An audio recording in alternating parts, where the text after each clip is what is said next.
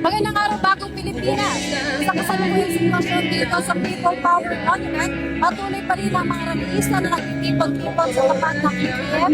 Ngunit nananatiling maayos, mayabang, organisado ang takbo ng kanilang sinasagawang programa na nagpapatuloy pa rin hanggang sa mga sandaling ito.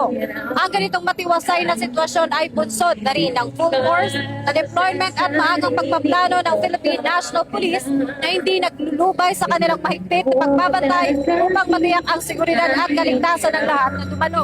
Maging ang mga mamamayan na dumadaan sa lugar, sa tulong na din ng estratehikong koordinasyon sa pagitan ng Thank you so much, Ate MNDA at mga Lovely. traffic enforcers ng Quezon City. Grabe naman yung at tagumpay na nailatag ng maagang mga planong pag-trapiko. Kaya naman sumabi ang piliin natin sa ulo na mga motorista ang daloy ng mga sasakyan sa paligid. Ngayon naman dahil sa magiging sikat at nakatutunaw ng ilang araw, patuloy ang seryosong paalala ng mga otoridad sa publiko na unahin ang kalusugan sa pamamagitan ng pagdala ng sapat na inuming tubig upang maiwasan ang dehydration, pagpipit ng payong o sombrero bilang proteksyon at ang pagbaon ng mahabang pasensya habang mapayapang itinaraos ang malaking aktibidad na ito.